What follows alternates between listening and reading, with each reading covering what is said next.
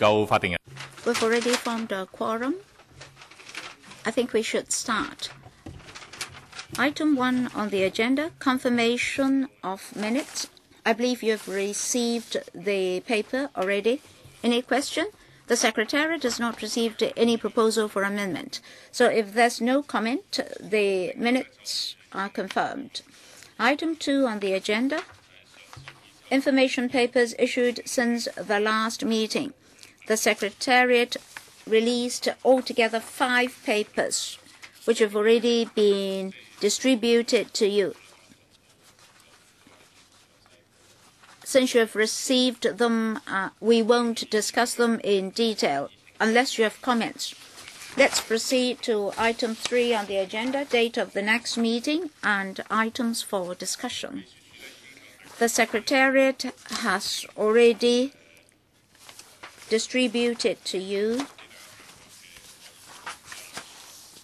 a list of outstanding items for discussion from the administration, as well as a list of follow-up actions.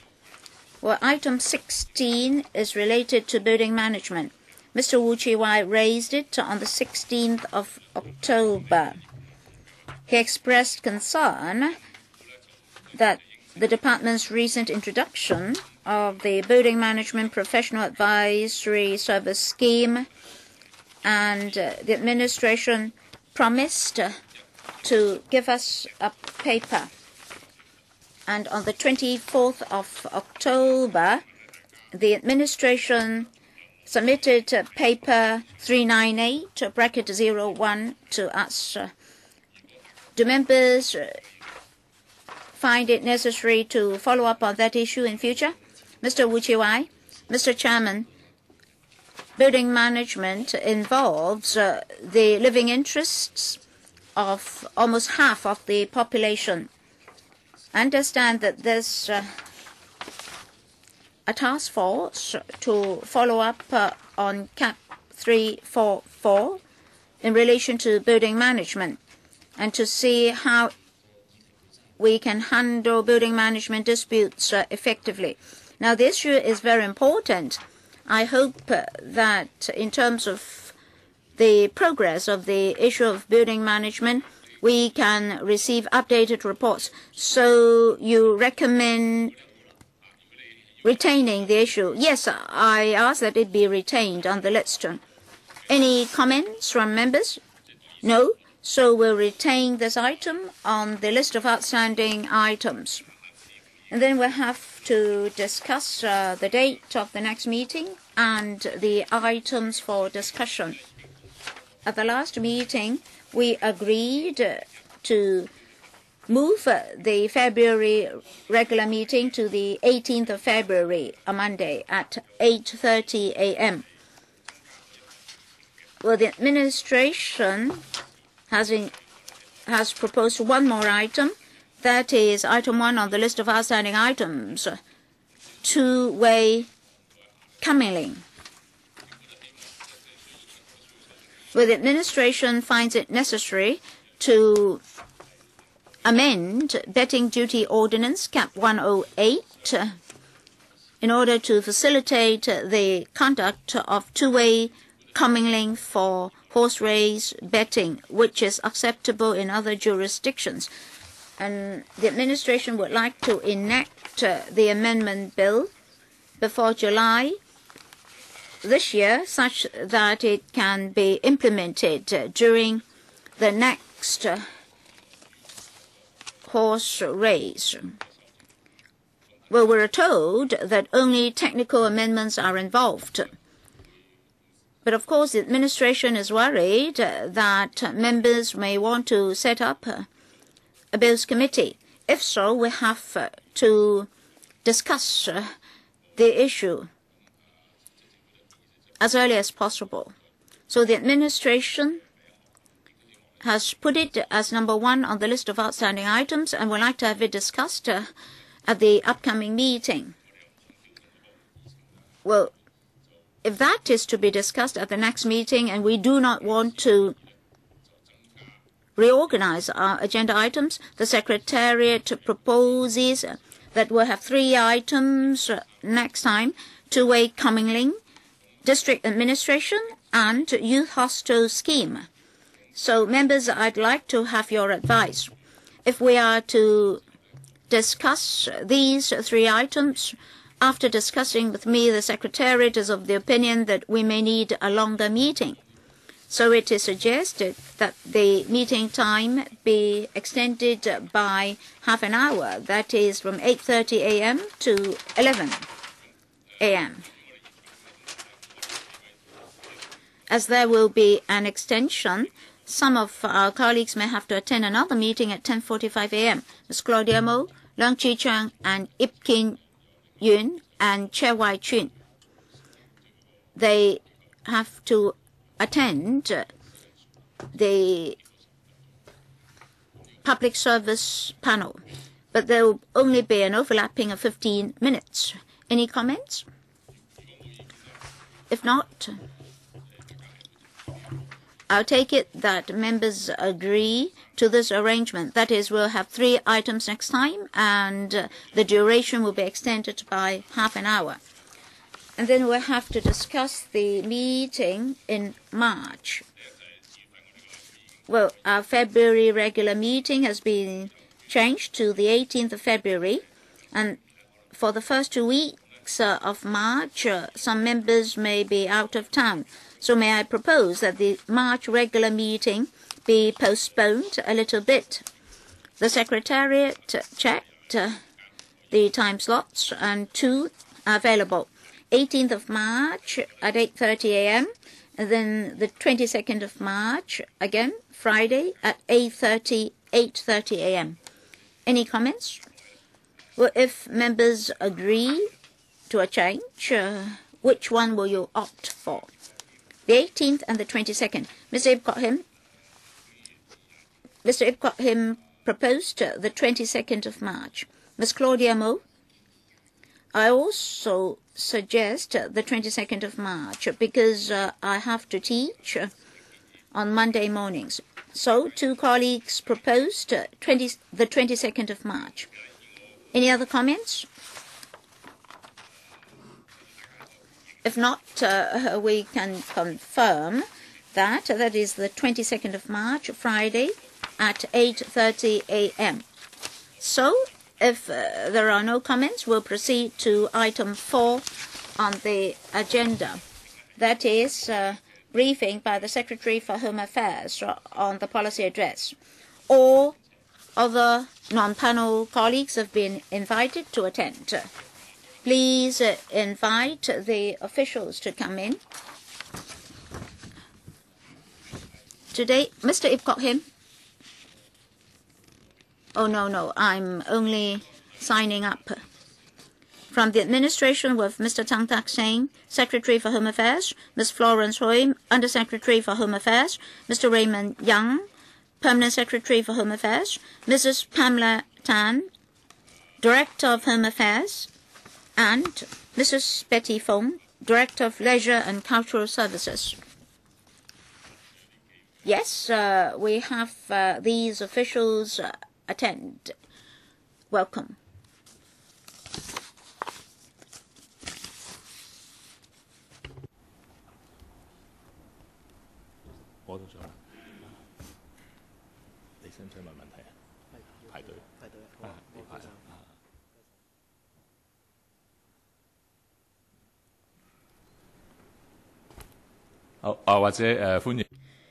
Welcome, officials from the administration.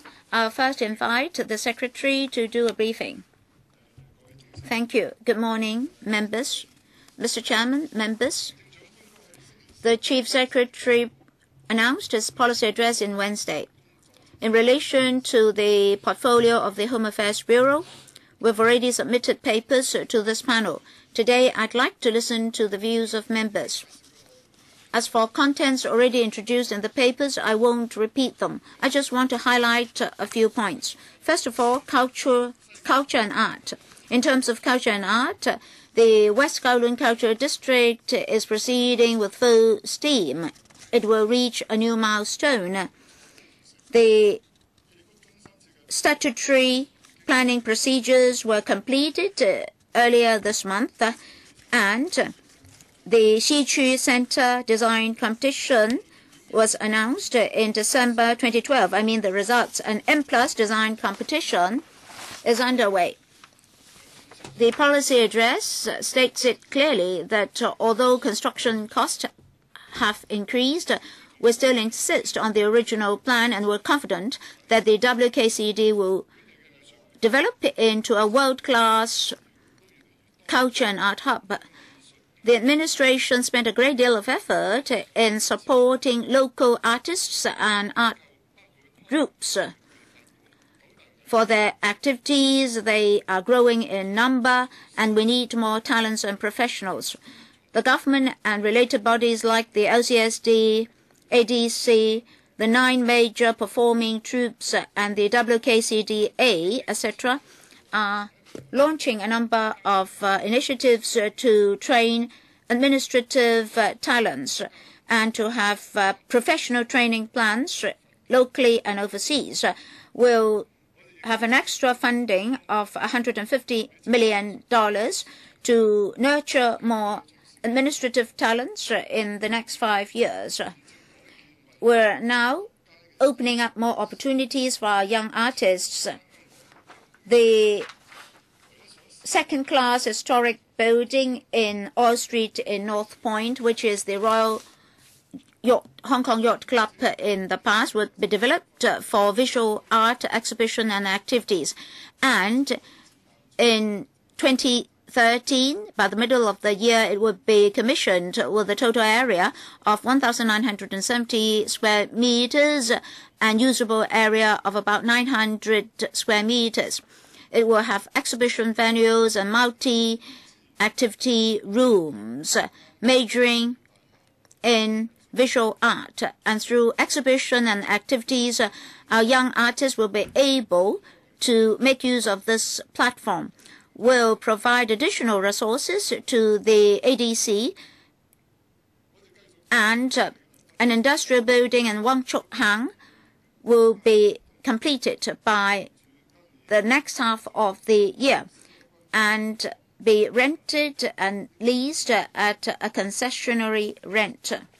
And we'll have a number of cultural exchange activities, including what LCSD will do this year by collaborating with Russian institutions in launching exhibitions. They will also invite Russia and other Eastern European countries, including Poland, Serbia, Hungary, Romania, to launch a performance of the 2013 World Cultural Art Festival, and will also have collaborative projects with Guangdong and Macau. And the progress of the subvention plan for artistic developments have been progressing well, and 18 art troops will be subvented and will accept a second round of applications.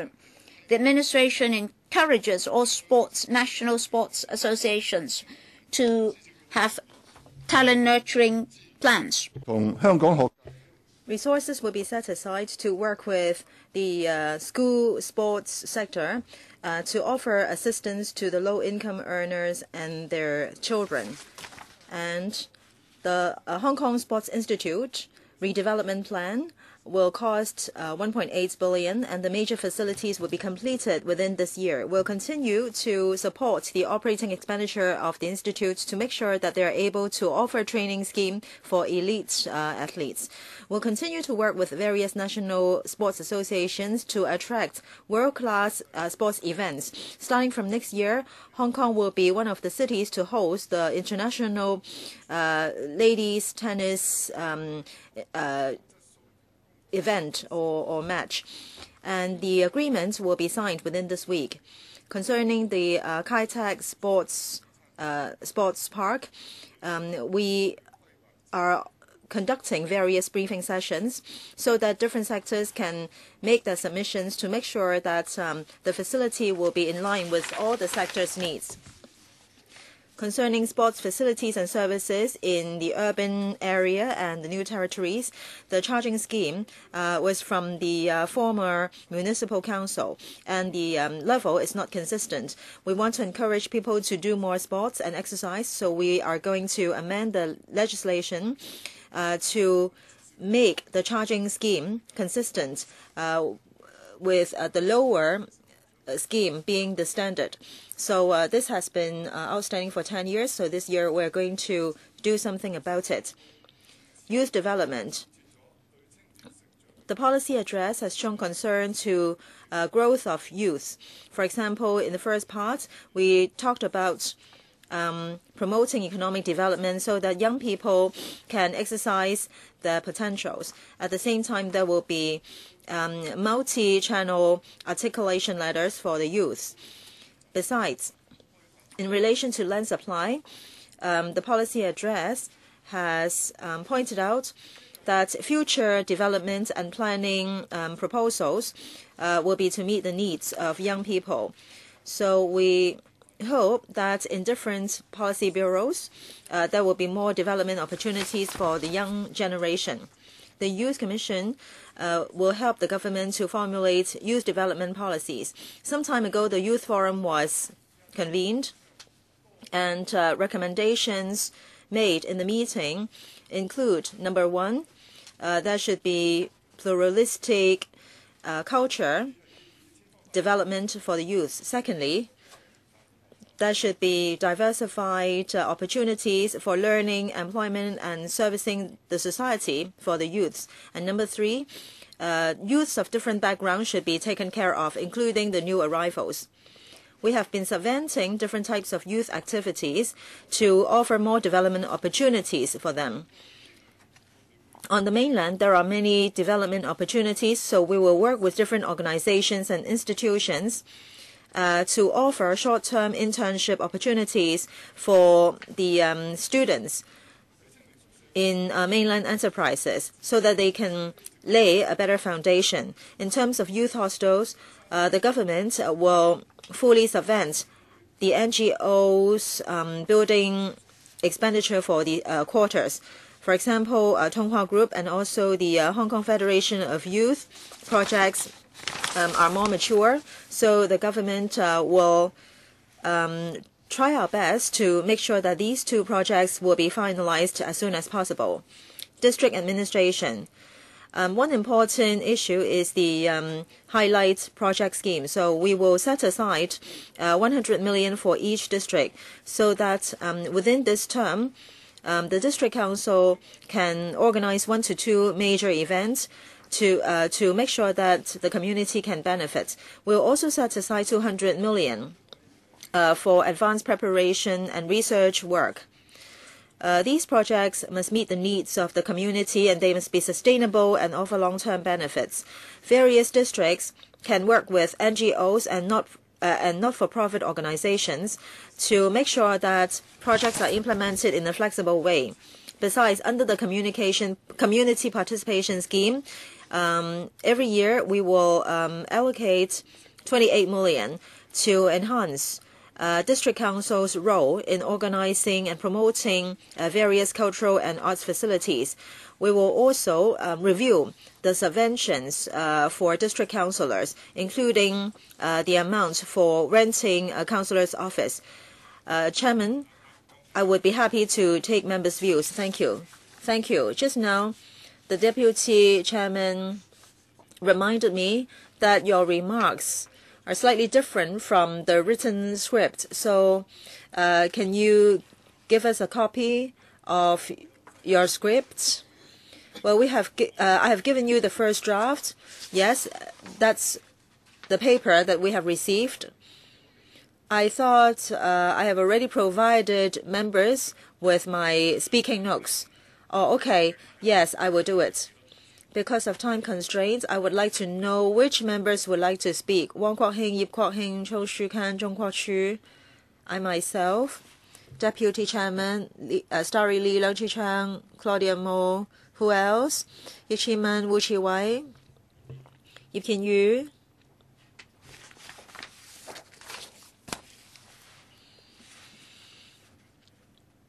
Xia Wai-chun, Yu Si-wing,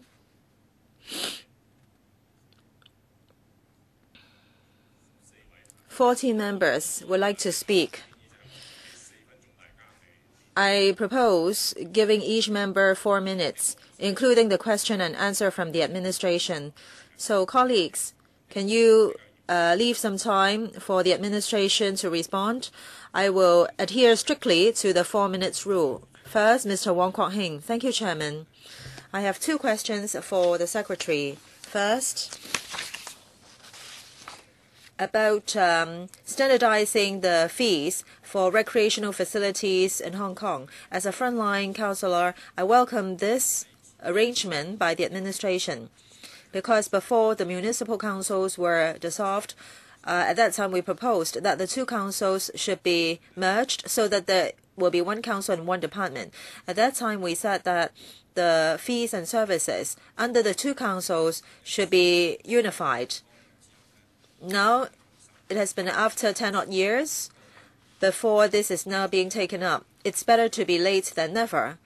So, the Secretary is saying that this government is going to do this. So, what will be the timetable? When will this be done? My next question is about youth hostels. We are concerned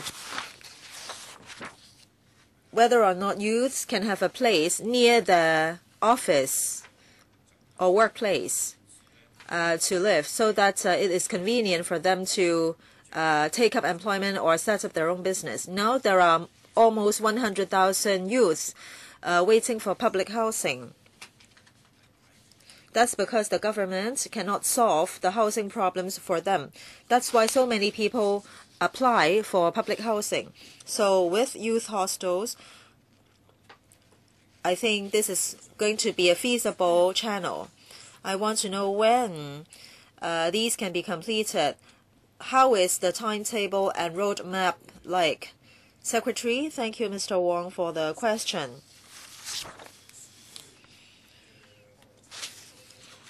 Now, the fees for the recreational facilities in the urban area and the new territories will be standardized. Our goal is that this should be done within this year.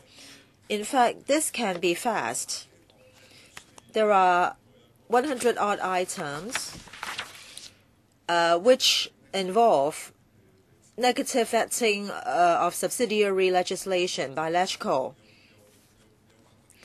There are 800 odd items that don't need to go through LegCo's negative vetting.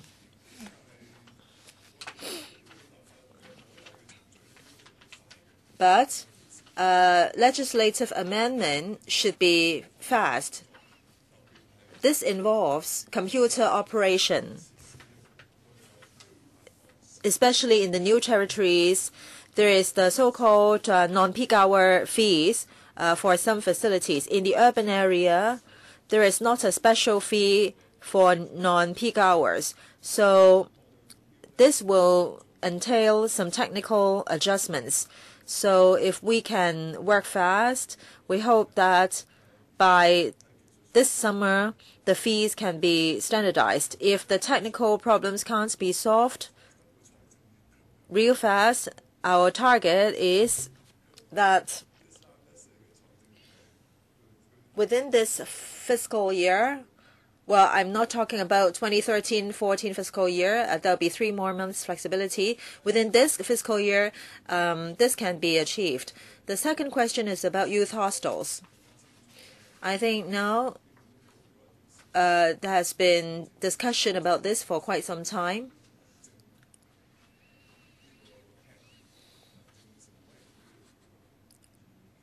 Now, this issue about youth hostel is being discussed here in the HAP, not in the housing panel. Sorry, can I have 1 more minute? The reason is we would like to fully utilize the existing youth organizations' land to develop youth hostels. So this is not a way to solve the root problems about housing for youth. We just want to try to make better use of the existing sites. Thank you. Mr. Ip Kok Him, thank you, Chairman. I have two questions. One is more concrete. One is perhaps a bit less concrete. The Chief Executive talked about the district administration, district affairs being taken up by district administration or district channels. So how will this be done? Talking about the former municipal councils' work, is it true that the district councils can play broader roles in relation to these work items? This is a question less specific. In para 192, you talked about subventions or financial assistance for district councillors. You can see that the amount is 20,000, and district councillors have to employ district councillors assistant, and they have to set up office. Without an office, they won't be able to offer services to residents of the district. And an office at least costs 10,000. And if the office is not set up in public housing estates, it's almost not possible. So how can you really help solve the problems?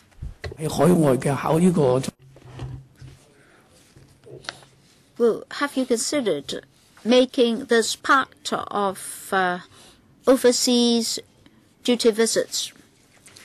Well, we've already mapped out the direction for the future. There will be a review. We'll also enhance our support for district councillors. As for the details, I'll defer to Mrs. Pamela Tan, Director of Home Affairs, in a moment. She'll give you more details. As for district-level initiatives, this time we're proposing an allocation of $100 million to district councils. The district councils have to promote district services, and there is this problem of lack of resources. And this time, the policy address has mapped out a new direction, and $100 million will be allocated to the district councils as additional funds. Director, thank you, Mr. Chairman. We'll set up a focus group formed by district councillors. We'll study what sort of increases will be necessary. Proposals will be submitted to the CMI for consideration. With the support of that committee, we'll come to this panel for initial discussion. With your support, we'll formally apply for funding to the FC Finance Committee. That will be the process.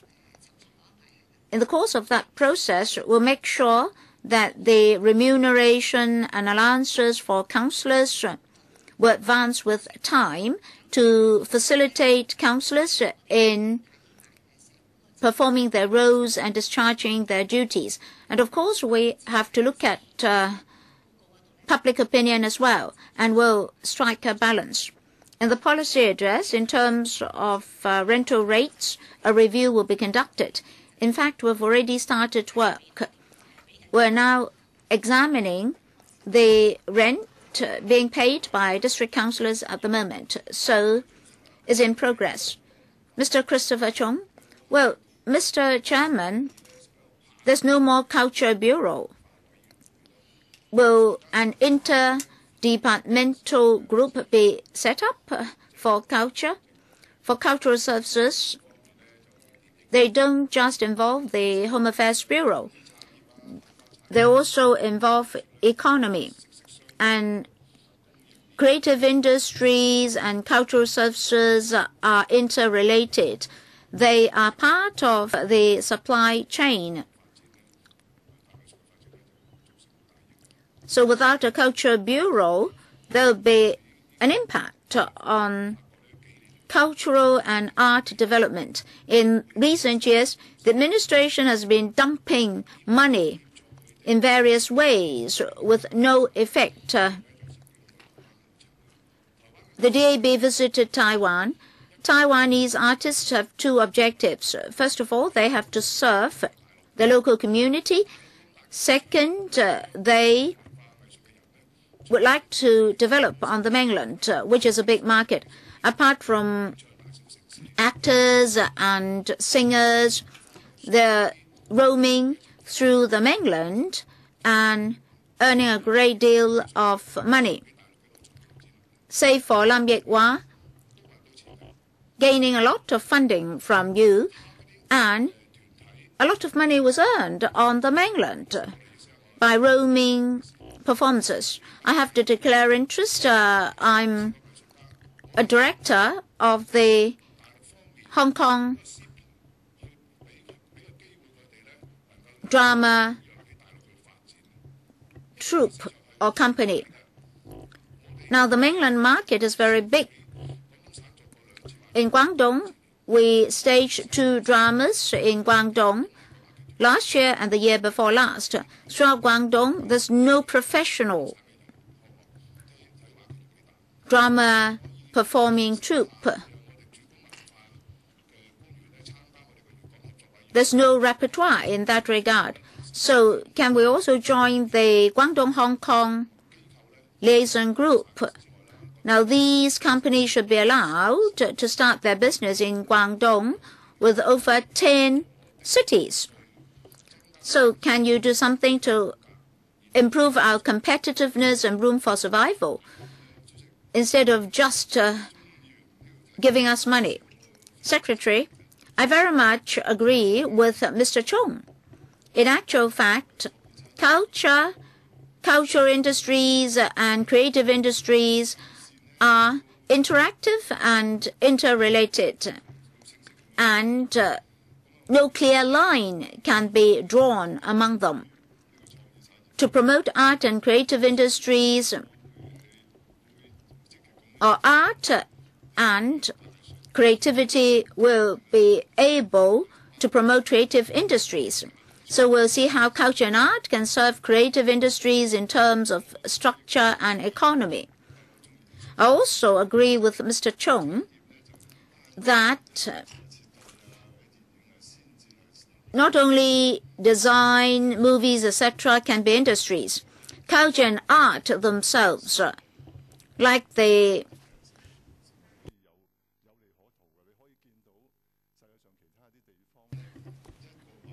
dramas, can also be an industry. For example, West End of London, a drama can be on stage for over a decade, bringing in a great deal of proceeds. Mr. Fung-kwok, thank you, Mr. Chairman. I'm concerned about Paper 474, bracket 03, paragraph 13, in which $1.8 billion is mentioned. Well, it's not too big a sum, but not too small either. Now, $100 million for each district is quite a sum of money in terms of a district. And I received quite some emails from a person who had conducted a number of projects in the past. The district council participated a lot, but there's not much public participation. He cited an example at Debay in Tuen Mun. $8.4 million was spent on a pet park at a certain location in Deep Bay. Very few people visited the park. Only several blocks in a private housing estate were using that park. well, over $8 million was spent on a pet park. If there's to be $100 million for each district, and district councillors are to make all the decisions, even though district councillors are representatives of public opinion, we have to make sure that there's public participation in these projects that cost $100 million. So how to absorb public opinion into these $100 million? That's number one. Number two, the secretary did mention the controversy on a sports city. Now, what about the sports ground in Kai Tak? Will it be 100% used for sports? Is there still controversy?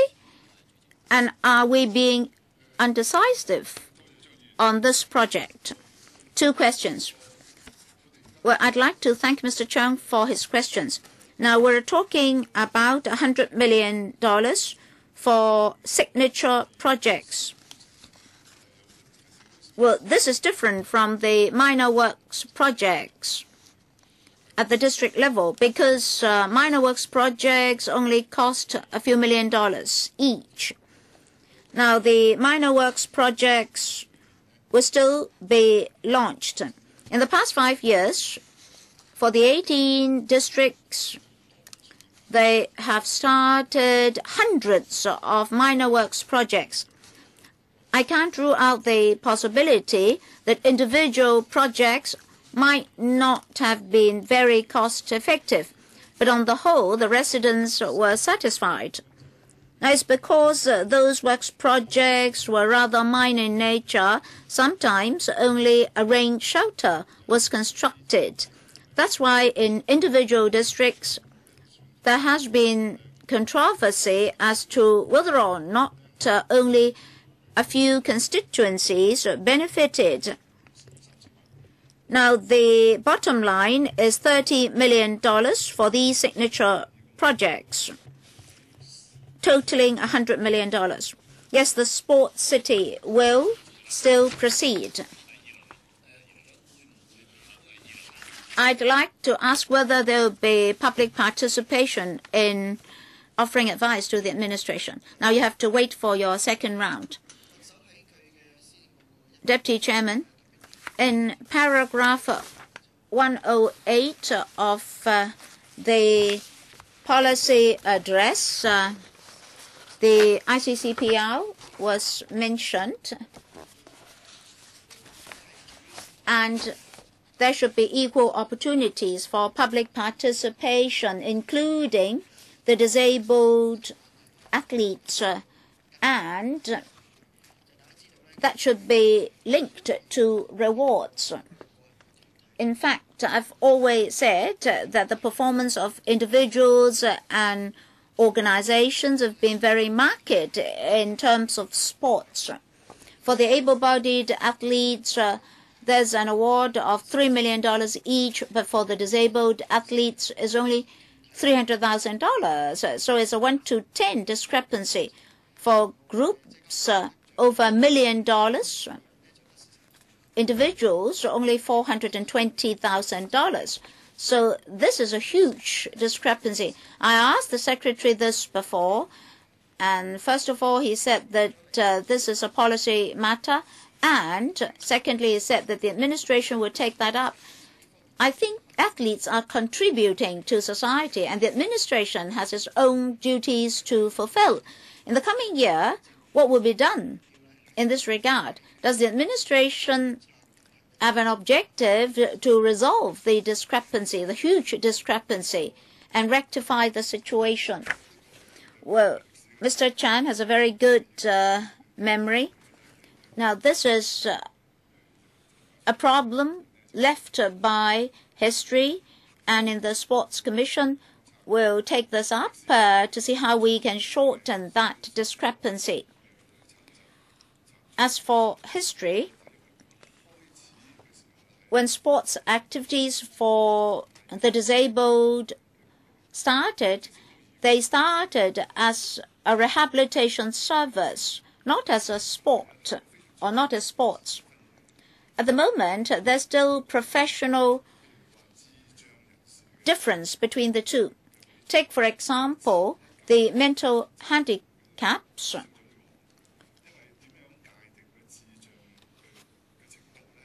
An item was abolished in the recent Olympics for the disabled.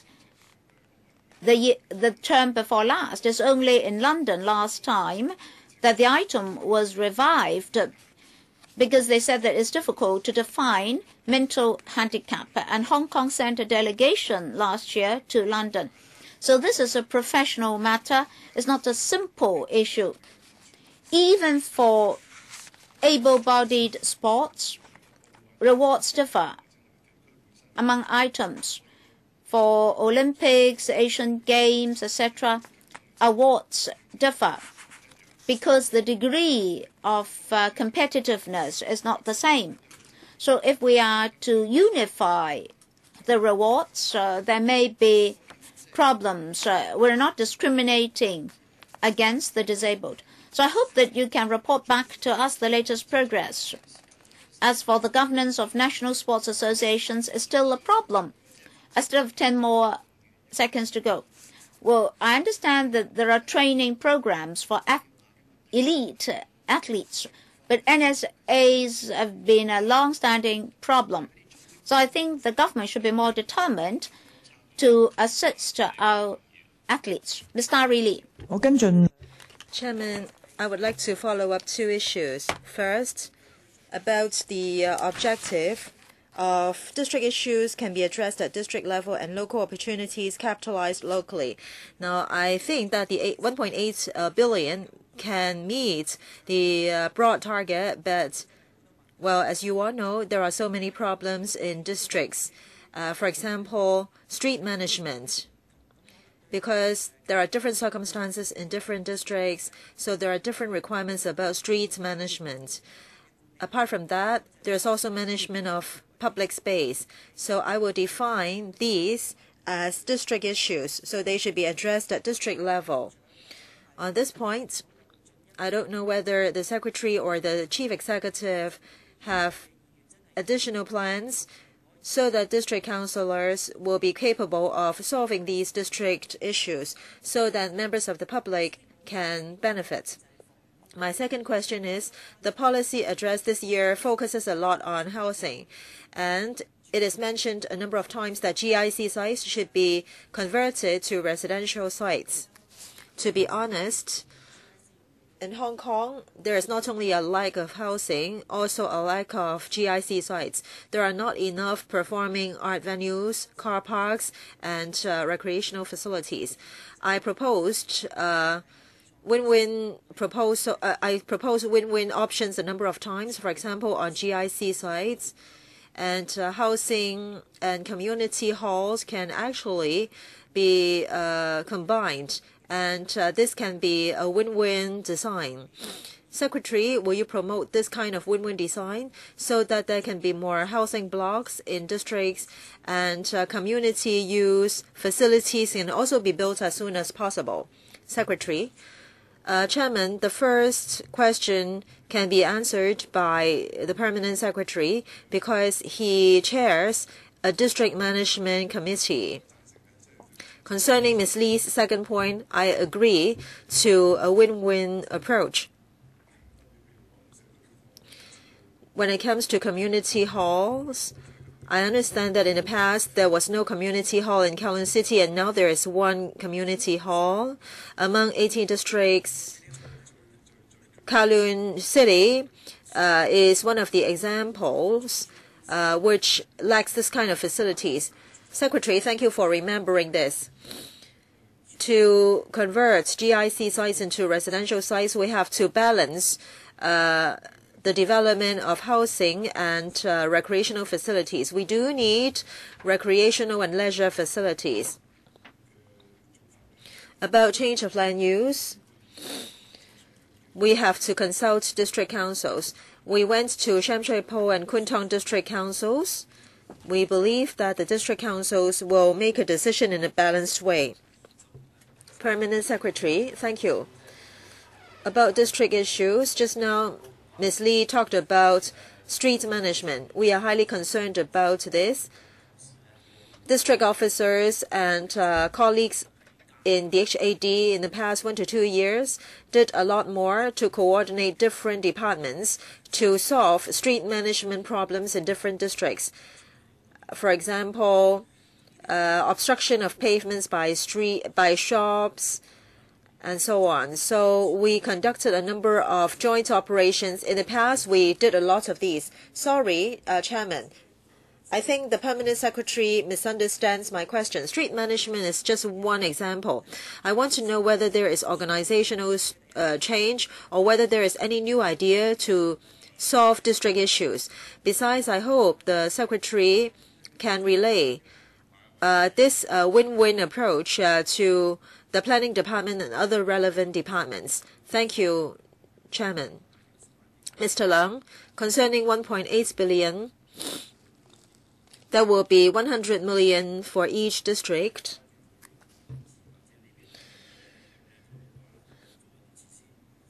Your proposal states that the money can be used to build some facilities or offer some services. The point is, during the decision-making process, how can the district councils enable more councillors to take part? Besides, how can the Bureau or the departments achieve a monitoring effect? Now, you will seek funding approval from LegCo, and will the proposals go to the HAP and then the Finance Committee as part of the consultation process? I think that this is part of the monitoring process as well.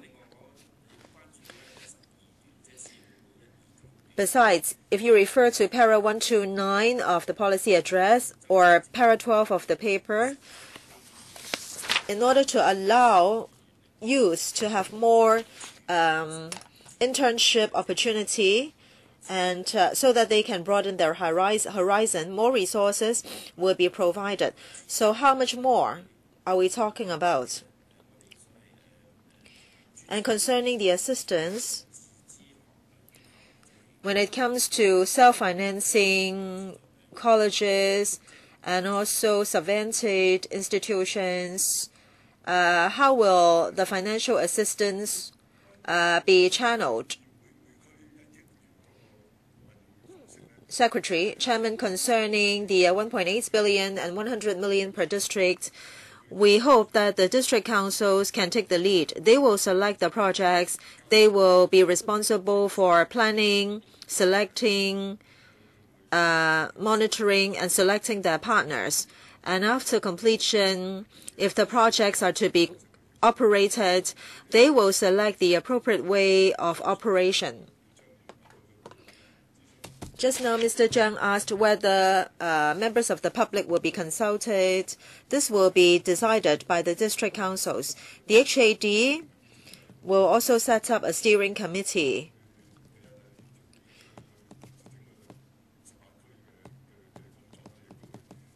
to coordinate the 18 districts' work and to offer assistance as required. Because we are talking about 100 million or not less than 30 million projects, so they will come to Finance Committee of LegCo. The projects will be monitored by councillors before going to the FC, because it is also a public works project. So the proposals will be submitted to the PWSC. So the projects will be subject to all the scrutiny. It depends on members' preference whether or not the proposals should be reported to this panel. If you think that since the proposals will be discussed in PWSC and FC, there's not the need to be discussed here, then we will also listen to members' views. The other question is about financial assistance for youth internship opportunities. Now there are existing youth organizations which offer internship opportunities, and the Youth Commission also subsidize these. How much is the additional financial assistance? We haven't got the definite figure yet. Ms. Claudia Mo, thank you, Chairman. Concerning ethnic minorities, well, this point is only slightly mentioned. The policy address said that the ethnic minorities should learn Chinese in a more effective manner so that Chinese will become formal second language in the curriculum for ethnic minorities. On district levels, how can you enable them to learn better Chinese? Besides, for the 100 million for each district, because there's a mess concerning the online education opportunities, and there is some political pressure that has been around saying that benefits are given to the people inside the circles. So I hope that these will not become government sponsorships, like the dinners treated by the favored political parties. And then about district administration, I find it regrettable that property management, building management is not mentioned, because everybody knows that OCs in Hong Kong can have wide power when it comes to repair and maintenance. On the other hand, when there is no OC, the property management companies, i.e. the property developers, the big property developers, have huge power. In some development, there are 88 blocks and there is only one DMC. And they will be calculating the titles, and then the shopping centers, car parks, all belong to the property developers. And OC will never be set up. So is it possible to consider amending Cap 344 to benefit the public more? This is my third question. Thank you, Chairman. Secretary, the first question is about ethnic minorities. I will defer to Mrs. Pamela Tan to take the question because some work has been done in the districts. The second question is about the $100 million. Well, will it be like the rice dumplings or snake dinner sponsored by the government? Well, I haven't heard about that. About the highlights projects, there will only be 1 to 2.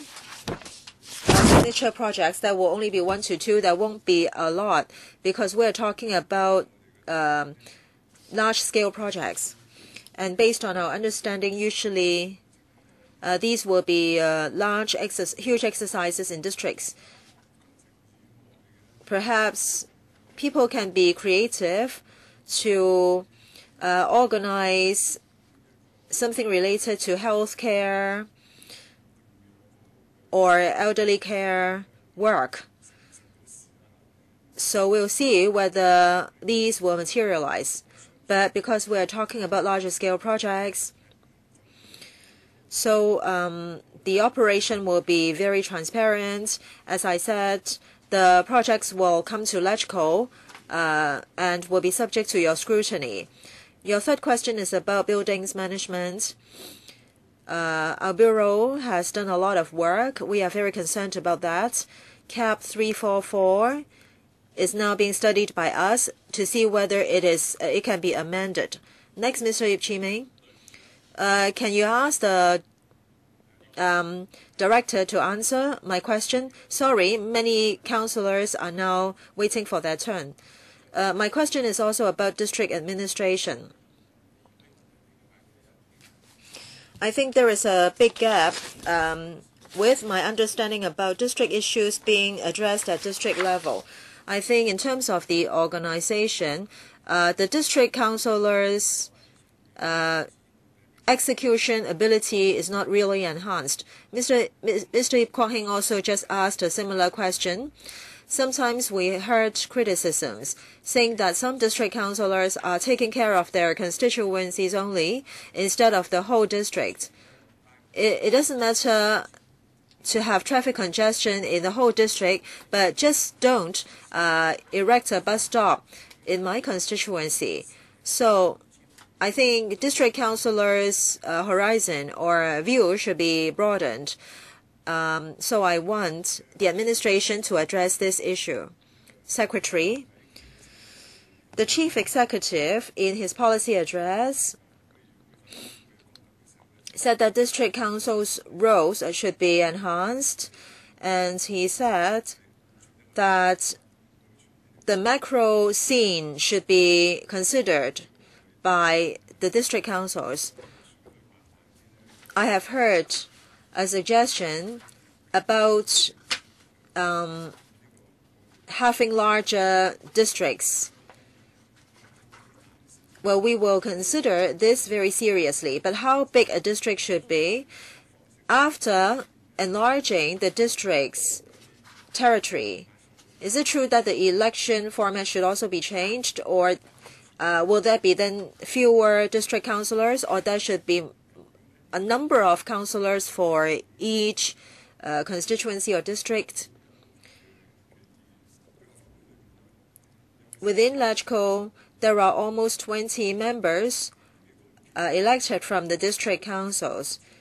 And it doesn't mean that district councillors always have very narrow view. There is also the so-called super LegCo member elected from district councillors. So we have to consider these points as well.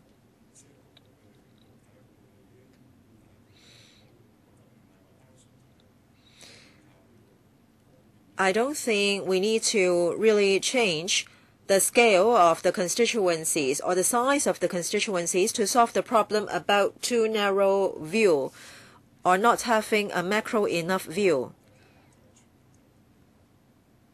Now, the narrow view problem is not really totally related to this.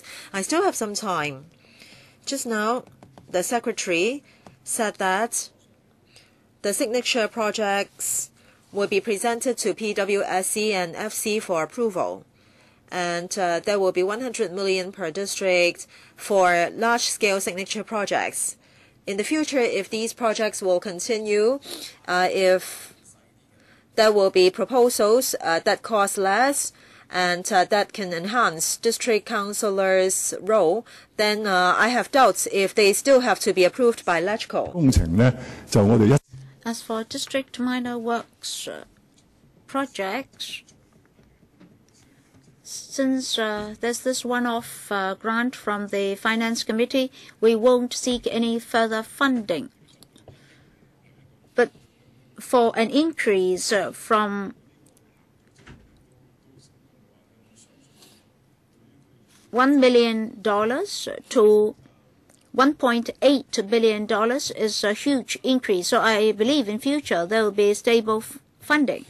Mr. Wu Chi-wai, first of all, for district administration, we've had a few reviews on district administration, but the district council ordinance has never been reviewed. If that's not reviewed, the administration will only hand down meager sums for district council. So first of all, will you review the ordinance? As for youth hostels, do you have concrete objectives? How many would you like to build? Do you have a timetable, an operational timetable? Thirdly, the CY Leung government is trying to grab land as much as possible, and some GIC sites are to be changed in terms of land use. Sometimes the user branch or branches did not submit district demands to a higher level. If that's not done, nothing will actually come forth. So I'd like to know whether land use changes will amalgamate housing needs and community needs. Then you'll have a win-win option. Another question is about the $100 million for each district. Will you agree that apart from hardware, government projects should have enhanced resources, and through that enhancement, the whole community should benefit, and there should be long-term funding. It's just like the CCF. When pilot schemes prove to be successful, the SWD will change those projects into long-term projects. Secretary, will the ordinance may be amended? Mr. Raymond Tam, the Bureau Director concerned, will very soon come for an overall for a review of the ordinance. What about the overall review for district administration? During that district administration review, will you consider amending district council's ordinance? Well, if the terms of reference of the district councils is not changed, then the advisory nature of district councils will not change either. We all know that the basic law carries provisions about district councils and district organizations. They're not part of the government. Well, these district organizations can have a role to play, but the Tung Chee-hwa government had a political duty to abolish such so-called district political groups. Mr. Chairman, indeed, at the moment, we're trying as far as possible to upgrade the role and functions of district councils. Mr. Chairman, in reviewing the district administration scheme, the Home Affairs Bureau should also be involved. Otherwise, the review will be a hollow one. Mr. Chairman, I don't think it will be a hollow review. I understand that this is not a forum for debate. Well, sorry, due to time constraint, you have to stop, Mr. Wu. Mr. Ip Kin Yuen, well, for training programs on the mainland, I'd like to understand more. Paragraph 129 and the papers mention this. More resources will be channeled for the young people to learn more and practice on the mainland.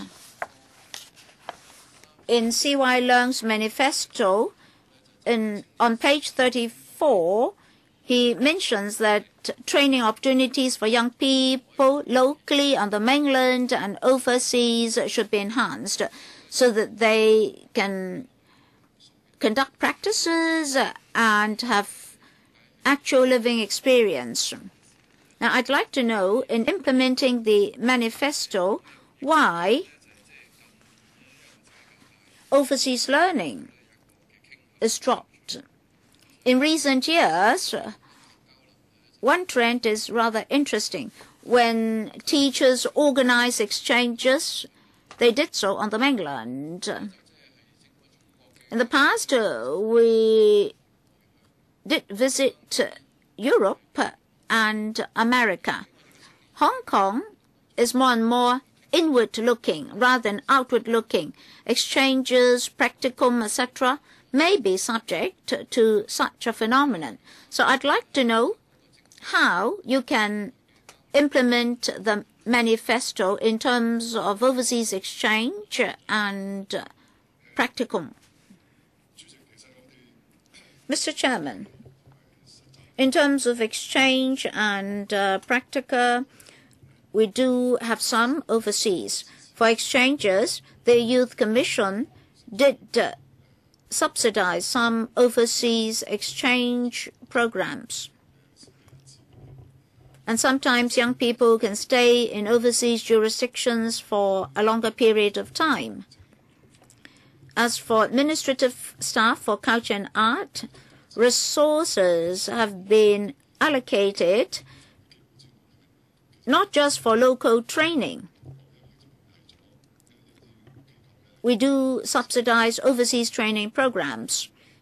Some overseas jurisdictions accept internship programs for administrative staff in the art and culture arena. So it's a question of whether or not there are places for young people to do so. Enterprises in Hong Kong do have such experience. During summer vacation, there's summer internship for young people. It is not very easy to provide internship places to local young people in local enterprises. There must be places for the interns first. So there are opportunities overseas, but of course it depends on whether there are such opportunities overseas. If there are such opportunities, we're of course very willing to support our young people. Why is it that the policy address mentions opportunities on the mainland? Because the mainland has a big market. Secondly, it is near to Hong Kong. Indeed, some organizations and institutions in Hong Kong have liaised with their mainland counterparts to provide internship opportunities for the young people of Hong Kong. So there are opportunities to increase the number of quotas. Well, yes, I understand exchanges with the mainland, but international vision is very important. Sorry, next, Mr. Chair Wai-chin. Thank you, Mr. Chairman. I'd like the Secretary to consider 2 points. The CE's policy address makes housing the first and foremost task of this term of the SARG. In future, there will be a lot of new developments because supply is to be increased. We can see that for many districts, development projects have been led by district culture. Individual districts would like to preserve or conserve their cultural heritage. So I'd like to have the intervention of the Home Affairs Bureau in this regard. When we discuss creative industries, some organizations may suffer. Maybe we're emphasizing too much on development. So, Secretary, you have to participate more in these programs because art and culture developments will benefit local communities. So I hope that the Secretary will take note of this. Well, a harbourfront authority is to be established. I think early intervention is better than to propose something afterwards.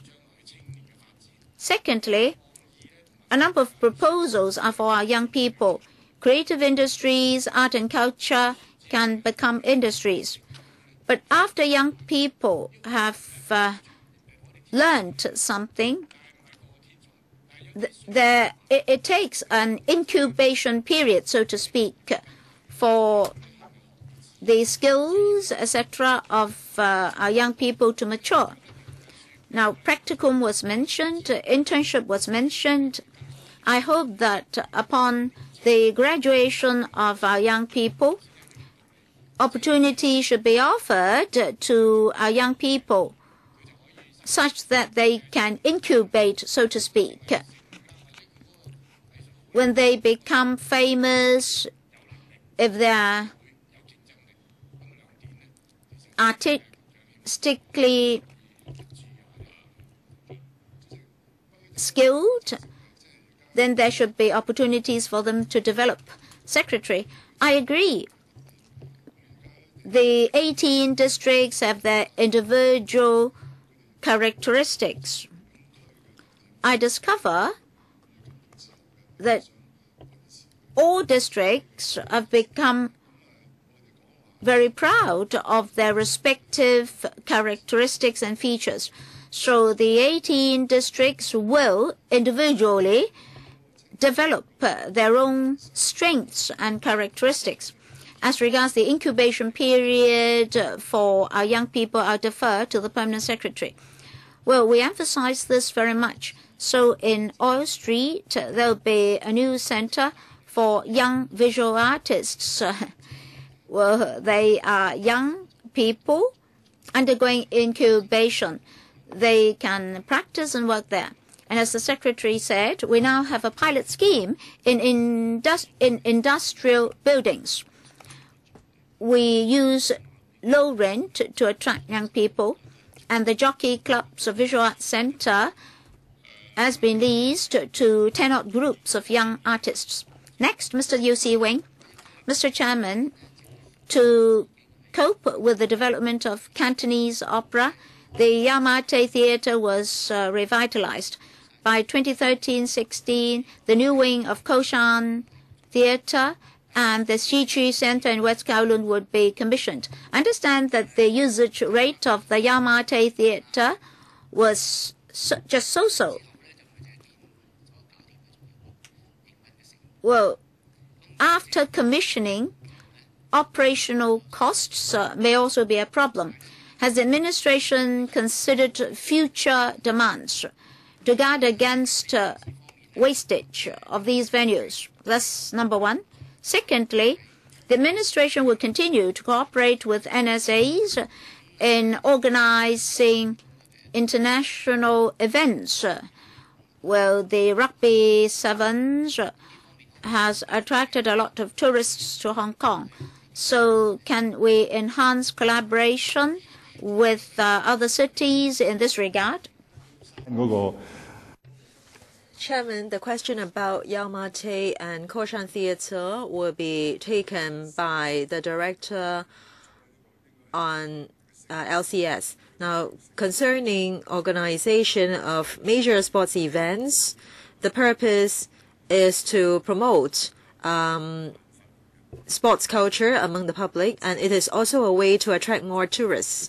The policy address states that we will co-host or will be one of the stops of the major ladies tennis courts event.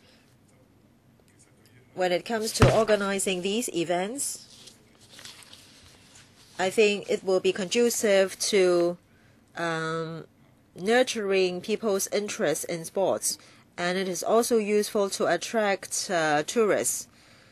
Now, in the past, some very famous tennis players participated in that event. So if we organize this event properly, we will be able to attract tourists.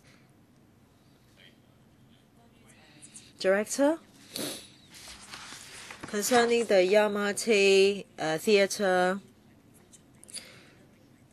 the utilization rate is not really low because Pat War is our working partner, and every year they put up 130 odd performances, and then the tourist commission at around 6 p.m. every day opens the venue for tourists to visit. So apart from being a performing venue, it is also a place to promote Cantonese opera. Next year, Koshan Theatre will start operation. It is a training ground as well as a performance venue. Cantonese opera troupes can enjoy priority in booking that facility. So next year there will be a lot more venues for Cantonese opera performances.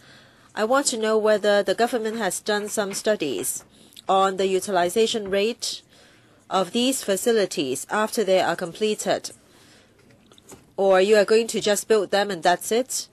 Now there is keen demand for Cantonese opera venues. Apart from Yamate Theatre and Shan Theatre, Sha Tin Town Hall, Tuen Mun Town Hall, Yuen Long Theatre also give priority to Cantonese opera troupes. In the future, some of these performances will be put up in Shan Theatre, and so other performance venues can be made available for other types of performances. Just now, 14 members indicated that they would like to speak, and there's only one more member who has not spoken yet, that is myself. But then some members would like to ask the second round of questions, but we have already overrun, so I would propose that the next round will be 3 minutes. Ho Pik Wan, Ho Chun Yin, and Ms. Chang Lai Wan, okay? There's one more member who would like to speak. Then I think each can only have 2.5 minutes. Now it is my turn, Secretary. Some time ago, a number of schools were closed, and now there are a number of empty school campuses. Concerning sports and culture, there is huge need for venues. The policy address states that these sites may be considered for such purpose. I would like to know the progress or status. Besides, district cultural bodies have keen demand for venues. So, are you going to discuss with schools to allow these bodies or organizations to use their campuses after school? Concerning district organizations, I want to talk about resources and management. If there is not enough resources, it is difficult to enhance their governance or management. So, are you going to give them more resources? Now, about international sports events, concerning the international ladies tennis match, is that going to be permanent? Is that going to be organized in Hong Kong regularly? Chairman, the first question can be taken by the permanent secretary because he knows more about the district plans concerning the NSA's governance and subsidies. As you said, Chairman, these two things are related. We are urging the NSAs to improve their governance, and we have heard comments that they lack management people, and so their actual operation will be affected. Now we are thinking of offering them more resources so that they can employ more managers to improve governance. Of course, there are other ways to improve their management. Concerning that tennis match, I understand that this is a regular event, and we have to invest resources to buy the right, and later on we can also sell this right out. I want to supplement concerning vacant school campuses. Well, there is keen competition for the resources. On the surface, the campuses are idle, but in fact some uses have been earmarked. So we will try our best to strive for use of such campuses internally.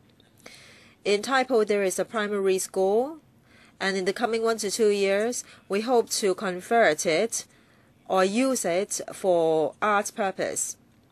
Can more schools be made available for use, especially after school? Now this is underway. We are working with a dozen schools to use their campuses after school for sports purposes. In the coming days, we will try to work with schools so that the school campuses can be made available after school hours. Okay, I won't follow up further. Ms. Wong pick one, you will have 3 minutes. If there's not enough time, then Secretary, I hope you will give a written response to my questions as well as to Mr. Wu Chi-wai's questions. I will address this later on. I am concerned about the 1.8 billion for the district councils. Basically, we agree that power should be delegated more to the district councils. But recently, the Finance Committee is scrutinizing the funding proposals. But then there are some questions asked about transfer of benefits. Now, there are members of the DAB involved, and sometimes proposals are voted down in committees chaired by members of DAB. And so, as Ms. Claudia Mo just asked, how can we make sure that there won't be transfer of benefits? A lot of district councils are being dominated by the DAB, and if you say that the issues will be taken up by district councils, then that means the DAB will dominate the scene. How can we make sure that there won't be transfer of benefits and there won't be filibustering? Now it seems that you are giving the autonomy to various districts. How can you make sure that the 1.8 billion won't be funds made available for DAB to do electioneering work for 2015 elections? As you know, in China, the government built a lot of very grand buildings as headquarters for different government departments. But then this is really not meaningful. So is there any way of monitoring? It seems that you allow the 18 districts to set up steering committee for the signature projects. You said that there will be a district officer to sit on these steering committees, and but then you have not presented papers to us as to the composition of steering committee. There are only government officials, but no other representatives. So how can you make sure that these steering committees won't try to offer benefits to particular political parties? Will there be members who have higher credibility in these steering committees? Next, Mr. Albert Ho. Mr. Albert Ho is not here.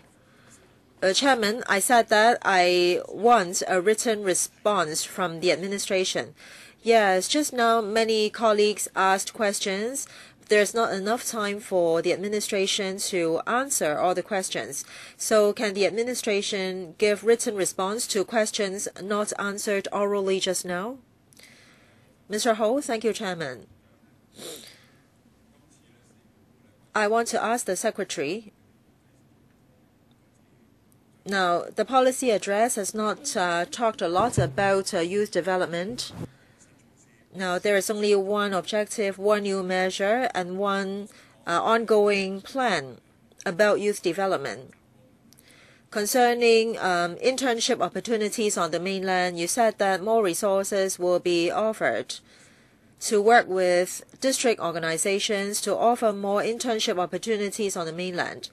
The paper doesn't talk about local or overseas organizations. Is it true that not enough work has been done locally? What have you done about mainland internship opportunities? I want to know whether the coverage is broad enough.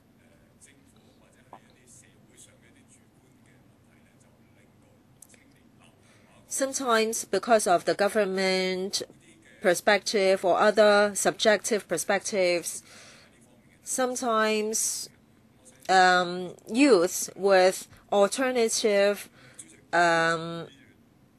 goals will not be given enough development opportunities.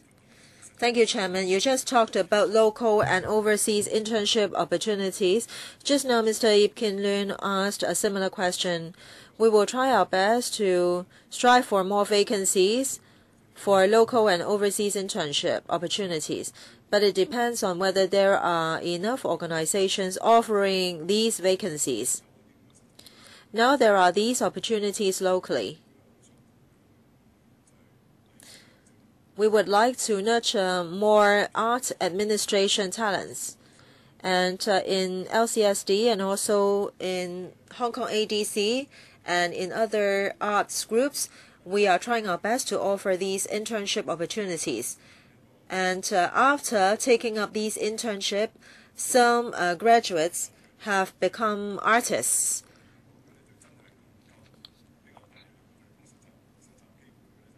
Now we can see that the mainland can offer a lot of internship opportunities because they are developing rapidly, and so there are many vacancies on the mainland. If we can allocate more resources, there can be more internship opportunities. I would like to supplement. I talked about local and overseas opportunities. Now we have to ask these organizations to go to the mainland to establish connections, to provide more internship vacancies for young people. So that's not enough. Please do more. Next, Dr. Chang Lai-wan. Thank you, Mr. Chairman. Secretary, just now, Mr. Helena Wong asked you a question. I think that's rather funny. We all know that for the district council election, every district councillor was returned by the electors by one person, one vote system. And all along, the credibility of district councils has been very good. Well, with so many hidden worries on the part of Ms. Helena Wong, I believe the Democratic Party should review itself. Say in Yuen Long District, the Democratic Party only sent somebody to run for the election to serve the community. You didn't do it, so the other political parties did it. Now the other political parties were to do something, and you're doubting this and doubting that. You're actually standing in the way of district development. First of all, I have to thank the Secretary, because the DAB did ask that facilities like sports activities, leisure facilities, etc., should have standardized fees and charges. That's already done in districts. For basketball court, $236 in the past, now $148 per hour. Well, by and large, the public welcomes that. Besides, we also suggested there should be more events in Hong Kong, and some sports items should have dedicated events. And upcoming will have the lady tennis tournament. That is good news for the ladies of Hong Kong. Well, I'd like to refer the Secretary to the soccer problem at the district level. Just recently, we had the so-called Phoenix program, which had encountered a lot of problems. I hope that the Secretary can be concerned about that because they're very frustrated. Secretary, I'd like to thank Dr. Chang for her remarks. I understand that just now, a couple of members were concerned about transfer of interests to certain political parties. Now, this $100 million per district will be distributed in a very transparent manner. Projects that have started at the district level had got support from various political parties. Next, Mr. Tan Ka-piu. Well, I think I'm also a district council stakeholder. Every time during tendering, we have to adhere tightly to procedures. Secondly, in terms of publicity, it won't be district councillors of political parties co-sponsoring events. It must be the district councils themselves. And very often, frontline charitable organizations were brought into the picture. So I'd like to say this as a district councillor. All right, no more. For sports facilities in Hong Kong, Kowloon, and the New Territories, standardized fees and charges are, of course, welcome. But at present, $19 for swimming pool, badminton court also $19 per hour, but in the New Territories for the non-busy hours, it's cheaper for swimming, $17 per hour during the non-peak hours. In fact, there are 3 tiers of fees and charges.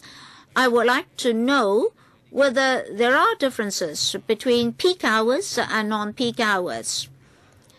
Besides, I'd like to ask about the textbook subsidy scheme. In the past, there was this lunch subsidy. And then parents asked whether there could be semi or half subsidy. Can you consider that? Thirdly, I'm concerned about the opportunities for students in the remote areas. For example, secondary 5 students should be able to go to the urban areas for practica. Say for Tung Chung students, if they are to go to the cuisine college, it's too far away. So can students participate in job-related programs with subsidized transport? At present, district councils can allocate funds for district projects, but district facilities proposed by district councillors, their pace of implementation was slower than those proposed by the administration. For example, a playground took 4.5 years to complete. Would you please review this? Sorry, no more time for you. I hope that you can bring members' concerns back to your bureau and provide us with written responses to unanswered questions. Next item on the agenda, matters relating to the nomination of representatives of arts interests for the Hong Kong Arts Development Council. Again, we'll have the Secretary for Home Affairs, Mr. Zhang Tak-shing, and the Secretary or Permanent Secretary for Home Affairs, Mr. Raymond Yang, Deputy Secretary for Home Affairs, Mrs. Avia Lai, and Principal Assistant Secretary for Home Affairs, Ms. Elaine Mack. Well, this item was actually previously endorsed by the LegCo, so I believe members are familiar with this. And Secretary, please be concise. If there's no objection, I'll extend this meeting by 15 minutes. Secretary, well, let me introduce the background to you.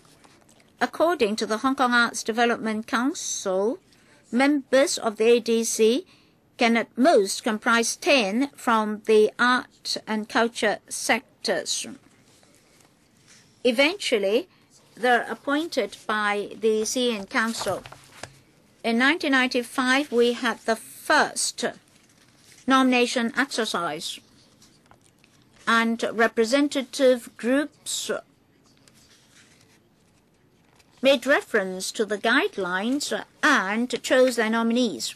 Starting from 1997, at the request of the art sector, started to coordinate the nomination exercise. So at first that was done by the art sector itself, but eventually at the request of the sector, the administration coordinated the effort. So ever since 1997, when there was a nomination exercise, at the request of the sector, adjustments were made. And mainly that's to expand the electorate. That is to extend corporate nomination to individual nomination. And this term will end at the end of this year, that is 2013. Well, in the past, within this, the plan was that within this year, the nomination exercise should start. So later this year, there would be voting. And before starting the nomination exercise, the ADC conducted a review, and a number of suggestions were put forth. I won't repeat the recommendations of the ADC. We accept the recommendations of the ADC. Well, there's mainly one point. In our opinion, it is not appropriate to do something this year, and that should be postponed to 2016. That is about the major business of the organizations. They should be registered in the past 3 years and have conducted activities in the art sector. Now, this recommendation is reasonable, but if we implement this year, for those organizations who have registered and have considered themselves eligible, may be eliminated from the list of eligible organizations. There may be a problem here, and it's not quite reasonable. So if there is to be this norm that artistic activities should have been conducted in the past 3 years, we should only implement this in 2016. As for publicity and voting period, which is to be lengthened from 2 days to 3 days, those were the results of the consultation exercise. In order to further clarify the situation, we propose to amend Cap 472, that is the Hong Kong Arts Development Council Ordinance, to clarify further how eligible participants can participate in the exercise. I'd like to know how many colleagues would like to ask questions. Chan Ka-lok, Wu Chi-wai, myself, Yip Kin-ying, Chan Chi-chun, who else? If not, initially 4 minutes per member then. First, Deputy Chairman, Dennis Chan. Well, thank you very much Dr. Kenneth Chan. Mr. Chairman, I'm grateful for this paper because there have been a number of doubts. The paper has clarified the nature of the exercise and has enhanced the degree of participation on the part of individuals. I believe in future, members of the public will be pleased to see such a development. However, some problems have remained. For example, the intersectoral election. Many stakeholders would like to keep the existing system. And one of the reforms proposed is that in future it would become voluntary in nature. In the past, or at present, is mandatory in nature. I'd like to know how much time will be given to the organizations to make a choice. Say, within a short period of time, if organizations are allowed to join, how can you let people feel that there's sufficient communication and exchange of information between the electorate and the candidates? I think you have to let people feel that this is a fair, just, and honest election. Otherwise, artistic development may be suffocated. We would like to have better art development. As for the eligibility of individuals, the broad policy of the government is to develop tertiary institutions. Apart from bachelor degree programs, we now have associate degree programs and other programs which are recognized. Why is it that for this reform, we should stop at bachelor degree programs? What about other stakeholders of other educational standards, say those who have obtained an associate degree or similar qualifications? Why should they be excluded? Permanent Secretary? Well, there are two questions here. For inter-sector voting, this year we're concerned about overlapping of electors. So the procedures will be modified. Well, how much time will be given to the voter for consideration? Should the voter notify us a few weeks before, in advance, in which sectors he would like to vote? Or should he just come to the polling station and tell us which sectors he would like to join? Well, we can consider two options. You can give him more time. That is, we should ask him to notify us in advance which sectors he would like to vote. Or we can give him a shorter period of time. As for graduates of associate degree programs, in the course of consultation, there was this concern of how open the system should be. In this term of election, all graduates of art disciplines can join. So the system has been enlarged, and there were queries as to whether or not to have expanded the system too much. So for the moment, associate degree graduates are not included. Mr. Wu Chi-wei, thank you, Chairman.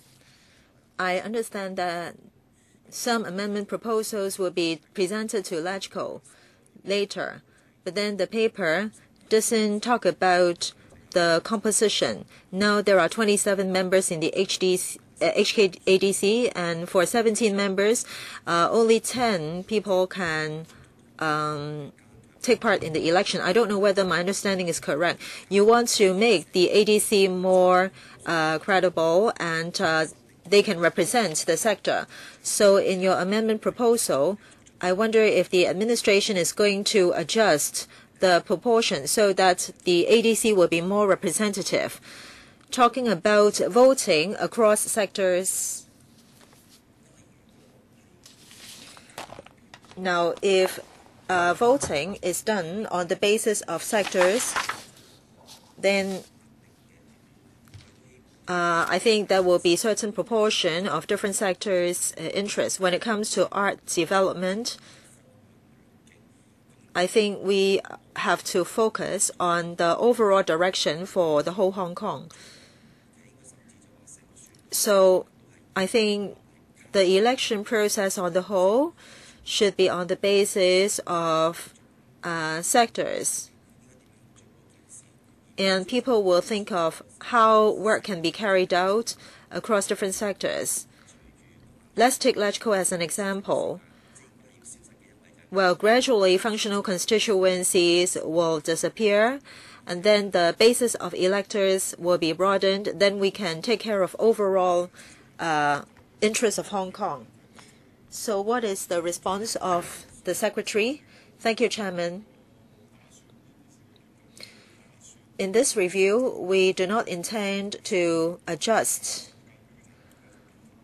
nomination mechanism of the 10 sectors and also the proportion with members appointed by the chief executive. When the ADC conducted the consultation, they haven't heard strong views in this regard. The ADC is a rather unique organization because it is responsible for policies and resource allocation in arts and culture. So usually the understanding is that they don't want to see too many political controversies in the council. members appointed and also members being nominated by different sectors can facilitate operation of ADC. Sorry for interrupting you, Secretary. Concerning the proportion among sectors, Secretary, you said that there is not the need to review that, but here there's a paper from Lower League, Lau Xiaoming, Ku Tin Long, strongly asking the government to do more studies and review on the proportion. I don't know whether the Bureau has overlooked this part.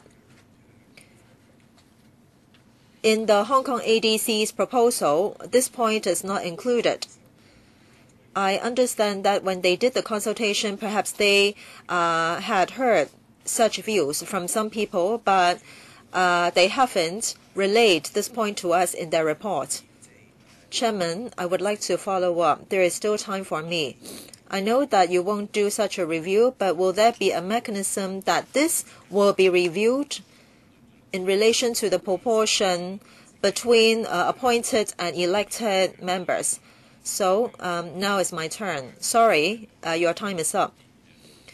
Now the ADC's proposal is that concerning the awards and also the graduates, can you consider expanding the scope to cover other countries and the mainland so that their awards and universities can be considered?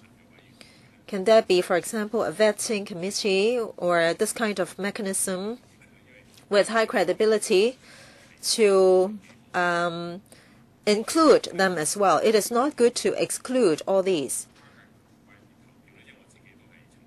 Concerning the voting across sectors, I used to be chairman of the ADC.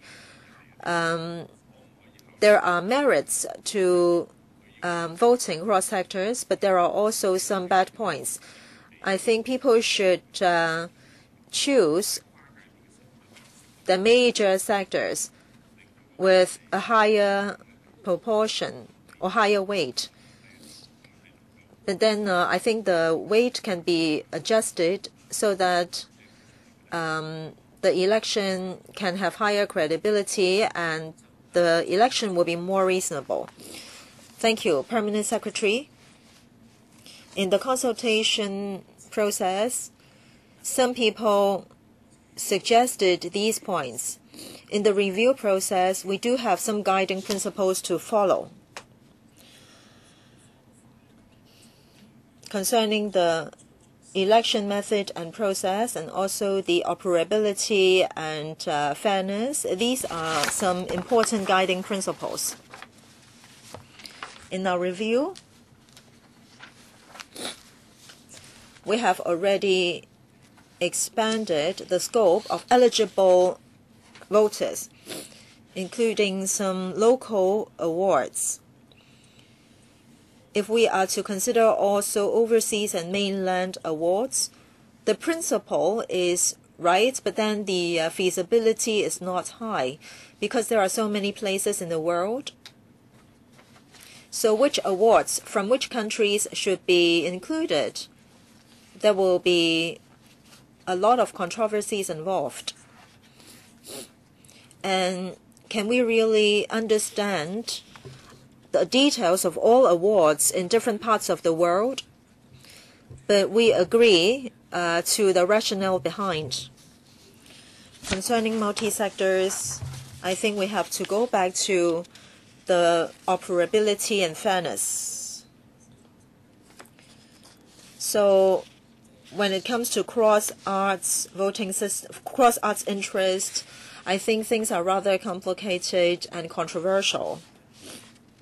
So we think that the current approach is quite desirable. Mr. Kwok-him, thank you, Chairman.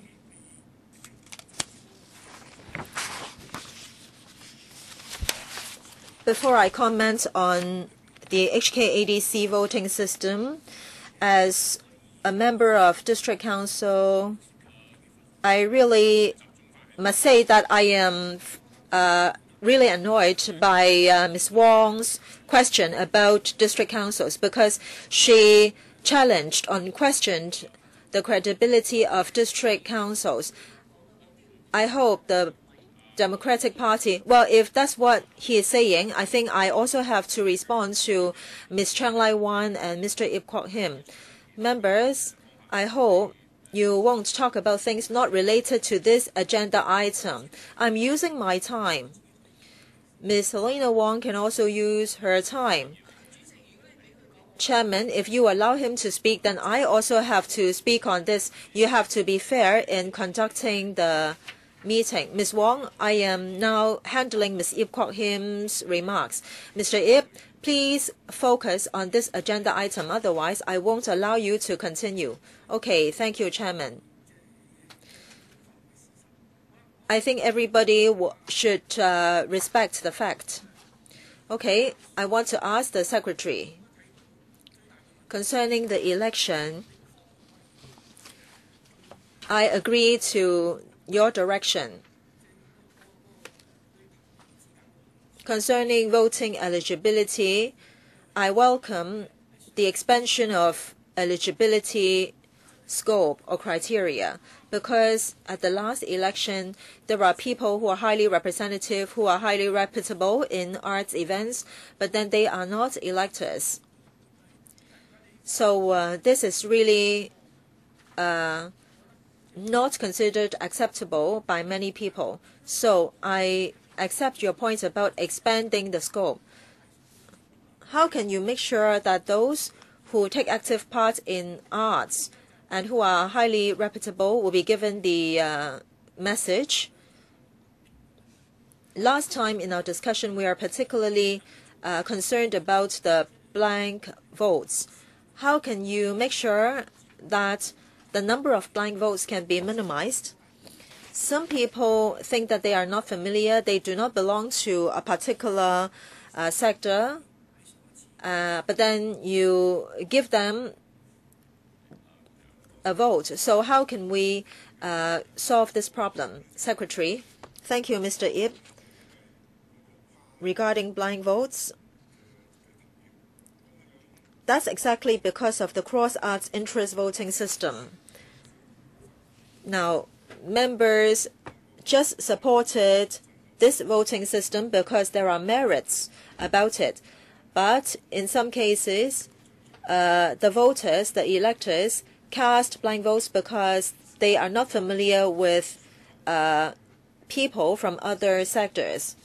So perhaps they should register in advance whether or not they are going to vote in a certain sector. If they don't want to vote in a certain sector, we won't give them a voting paper. And is it appropriate to pre-register in advance? Should people only register on the polling day? These are technical issues that should be dealt with.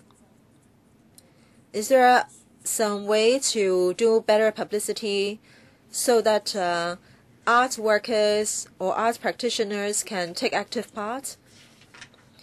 Yes, we will enhance publicity, but in some sectors, people are familiar with practitioners in other sectors, but some people are not. Next, Mr. Ip Kin-lun. Thank you, Chairman. I have a few questions. Number one, concerning the composition and organization of the election. Well, I am an arts advisor of the ADC. I also browsed the website, but then there is no information about the election or the composition of the ADC. If I want to know whether I am eligible to be an elector, the information is not available on the ADC website. Can more information be provided?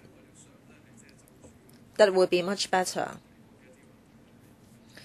I want to follow up on a number of issues raised just now. Concerning composition of the ADC and the percentage of members, if the ADC can be more democratic, it would be better. Can the existing ratios or proportions be adjusted? when can this be considered, and when can this be reflected in the future election method?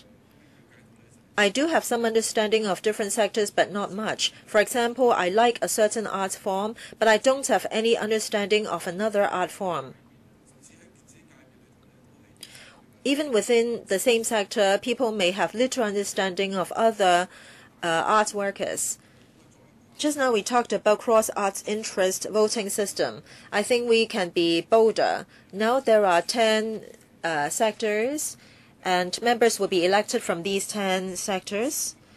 Perhaps there can be some super members who cross all the sectors. So as a result, there is a mixed election. So one person will have 2 votes. If I belong to a certain art form, I can vote in that sector. Besides, we can have an all-round approach in developing arts and culture in Hong Kong, because this cannot be automatically done when members are voted on sector basis. We want to promote the work of the ADC, so what should be a conducive election method? So, Secretary, Mr. Chairman, Mr. Ip mentioned the website of the ADC. Whether or not more content should be put in, I'll bring his concerns back to the ADC. As for sectoral nomination and direct appointment by the CE, can the ratio be adjusted? Just now, Mr. Wu Chi-wai mentioned the same suggestion. I can only say that in this review, the ADC's recommendations do not include this issue. So if we are to consider this issue now, I'm afraid the nomination due to start at the end of the year may not be able to cope. As for the whole process of nomination, how we can better assist the ADC to promote art and cultural development, what should the election mechanism be, I keep an open mind and will continue to listen to your views. Can you include this in the next review? Well, I'm willing to consider these suggestions. Next, Mr. Chen Chi-chun.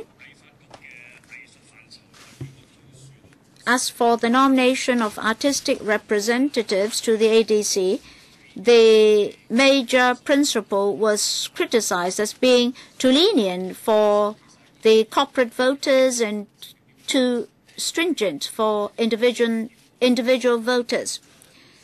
If you have decided that whether or not a certain art group has conducted activities in the past 3 years should be made a norm, then I'd like to know whether this will also be a requirement for individual candidates. Say, if a certain person had conducted activities in the past but had been inactive in the past 3 years, what would happen to him?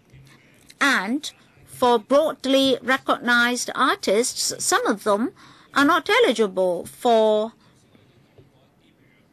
nomination. I think you have to review that as well.